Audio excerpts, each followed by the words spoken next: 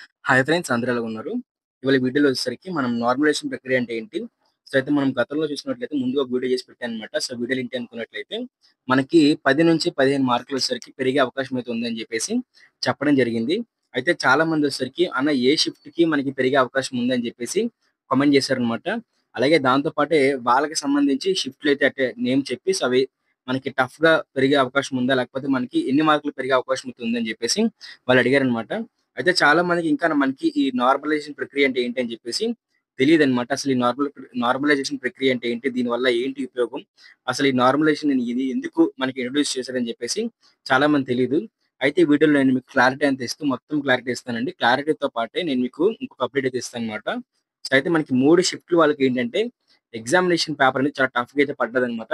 అయితే వాళ్ళకి 10-15 మార్కులయితే పెరిగే అవకాశం అయితే ఉంది.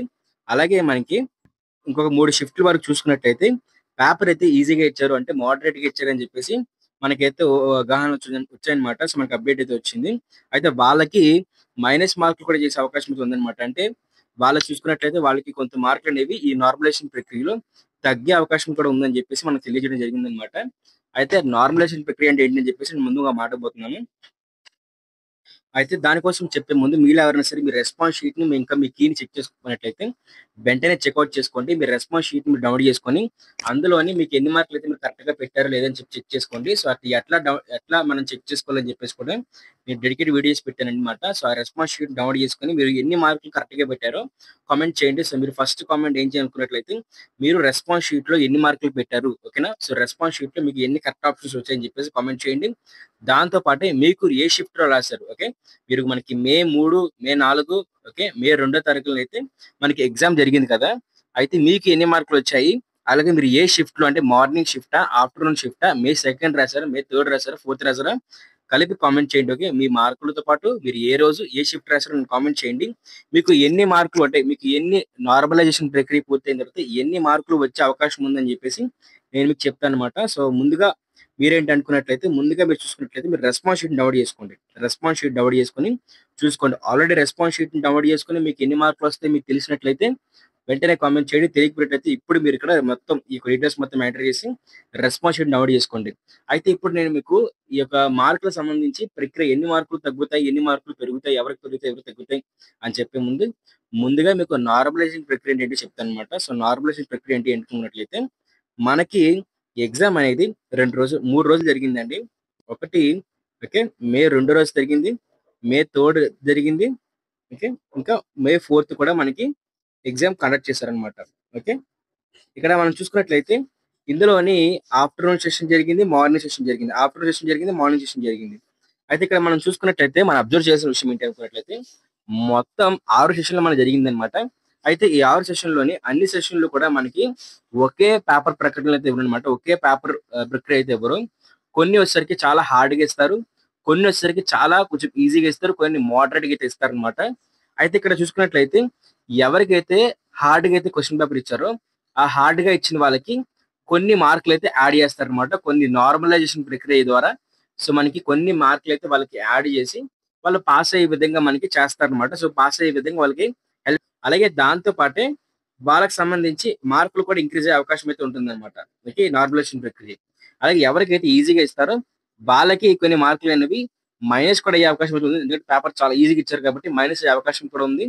కొంతమందికి కాన్స్టెంట్‌గా వచ్చేస్తుందన్నమాట. సో, మోడరేట్ వాళ్ళకి ఎలాగున్న క్వెషన్ పేపర్ అలాగైతే వచ్చేస్తుందన్నమాట. ఓకే. సో, ఇది మీకు అర్థమయ్యేదనుకుంటున్నాను. సో, మీకు మోడరేట్ అంటే ఏంటి? ఓకే. డిఫికల్టీ అంటే ఏంటి? అసలు నార్మలైజేషన్ ప్రక్రియ అంటే ఏంటి? కష్టంగా వచ్చిన పేపర్ వాళ్ళకి మార్కులు యాడ్ చేస్తారు. చాలా సులువుగా వచ్చిన వారికి లేకపోతే సులువుగా క్వెషన్ పేపర్ ఇచ్చిన వాళ్ళకి ఈ మోడరేట్ పద్ధతిలో కొన్ని మార్కులను తగ్గించడం గాని, లేకపోతే ఎలాగున్న మార్కులు అలా ఇచ్చేయడం గాని జరుగుతుందన్నమాట. అయితే అసలు చూద్దాము ఎవరికి మార్కులు పెరిగే అవకాశం ఉంది, ఎవరికి మార్కులు తగ్గే అవకాశం ఉందని చెప్పేసి చూద్దాం. అయితే ఇక్కడ చూసుకున్నట్లయితే మనకి కొంత రిసోర్స్ డేటా నుంచి అంటే కొన్ని యూట్యూబ్ ఛానెల్స్ నుంచి దాంతో పాటే మనకి కొన్ని వెబ్‌సైట్‌ల నుంచి అలాగే మనకు కొంతమంది తెలిసిన ఎవరైతే ఎంసీఏ స్టూడెంట్స్ ఉంటారో సో, వాళ్ళ దగ్గర నుంచి మనం తెలుసుకునే ఇన్ఫర్మేషన్ ఇదన్నమాట. అయితే ఇక్కడ చూసుకున్నట్లయితే ముందుగా మనం మే సంబంధించి 2 తారీఖున చూద్దాము. అయితే 2 తారీఖున వచ్చేసరికి పేపర్ అనేది ఈజీగా అయితే రావడం జరిగిందన్నమాట. మే 1 తారీఖున అంటే మే మార్నింగ్ షిఫ్ట్. సో, దాన్ని బట్టి మే 2 తారీఖున మొదటి షిఫ్ట్ వచ్చేసరికి ఈజీగా రావడం జరగడం వల్ల మనకి ఇంకా మార్కులనేవి తగ్గే అవకాశం అయితే ఉంది గానీ, ఎటువంటి మార్కులు అయితే పెరిగే అవకాశం అయితే లేదనమాట.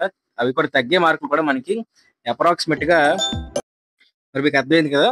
అయితే మనకి మార్నింగ్ షిఫ్ట్ లో మాత్రం తగ్గే అవకాశం ఉంది కానీ ఎటువంటి పరిస్థితుల్లో కూడా మనకి నార్మలైజేషన్ ప్రక్రియ పెరిగే అవకాశం అయితే లేదనమాట. అయితే మనకి ఇది సంబంధించి ఈ మే 2వ తారీఖున చూసుకున్నట్లయితే మనకి అనమాట. సో కొంతమంది వచ్చేసరికి ఈజీ అంటున్నారు, కొంతమంది వచ్చేసరికి హార్డ్ అయితే అంటున్నారు. అయితే నేను చెప్పేది ఏంటంటే మార్కులు అనేవి తగ్గే అవకాశం ఉంది, పెరిగే అవకాశం కూడా ఉందన్నమాట. అదే +5 అన్న అయ్యే అవకాశం ఉంది, -5 అయినా సరే అయ్యే అవకాశం అయితే ఉందన్నమాట నార్మలైజేషన్ ప్రక్రియలో వచ్చేసరికి. బట్ అది మనకి ఇంకా క్లారిటీ అయితే లేదు ఆ విషయంలో వచ్చేసరికి. మే 2న ఎట్లా ఎగ్జామ్ కండక్ట్ చేశారని చెప్పేసి. ప్రస్తుతం ఉన్న అప్డేట్ మాత్రం సో మనకి +5 అయినా చేయొచ్చు, -5 అయినా చేయొచ్చు అనమాట. ఓకే. అలాగే మనకి మే 3 చూద్దామంటే మే 3 చూసుకున్నట్లయితే మే 3 అయితే మనకి కొంచెం మోడరేట్లు అయితే వచ్చిందనమాట. సో మోడరేట్ వల్ల మనకి ఒక 3 మార్కుల వరకు కూడా మనకి దీనికి సంబంధించి తగ్గే అవకాశం అయితే ఉంది. దాంతో పాటే అసలు ఏం తగ్గకుండా ఎట్లాంటి ఉన్న మార్కులు అట్లాంటి మార్కులు అయితే వచ్చే అవకాశం అయితే ఉందన్నమాట. సో అర్థమైంది కదా. అయితే మీకు అర్థమైంది కదా. మనకి ఆఫ్టర్‌నూన్ సెషన్‌లో మాత్రం అలాగే మనకి ఆఫ్టర్‌నూన్ సెషన్ చూసుకున్నట్లయితే ఖచ్చితంగా కూడా మనకి ఆఫ్టర్‌నూన్ సెషన్ హార్డ్‌గా ఇచ్చారని చెప్పేసి అప్డేట్ అయితే ఉందన్నమాట. స్టూడెంట్స్ కూడా అదే చెప్పడం జరిగింది. ఆఫ్టర్‌నూన్ సెషన్‌లో మనకి 5-10 మార్కుల వరకు కూడా పెరిగే అవకాశం అయితే ఉంది. గుర్తుపెట్టుకోండి. 5-10 మార్కులు పక్కా మనకి మినిమమ్ 5 మార్కులున్నా సరే మనకి పెరిగే అవకాశం అయితే ఉందండి. మాక్సిమం మనకి 10 మార్కుల వరకు కూడా పెరిగే అవకాశం అయితే ఉంది. సో అయితే మనకి గతంలో కూడా ఈ విధంగా చాలా పెరిగాయన్నమాట. సో అవన్నీ మీకు నేను ప్రూఫ్ సర్వా చూపిస్తాను.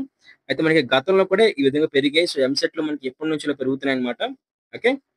దీంతో పాటే మనకి మే 4న మనకి చాలా డిఫికల్ట్‌గా అయితే పడ్డది అని చెప్పేసి చెప్పడం జరిగిందనమాట. మే 4న చాలా డిఫికల్ట్ మార్నింగ్ గాని, ఆఫ్టర్‌నూన్ గాని చాలా డిఫికల్ట్‌గా అయితే పడ్డది. మార్నింగ్ చాలా డిఫికల్ట్‌గా పడ్డదని చెప్పేసి చెప్పడం జరిగిందనమాట.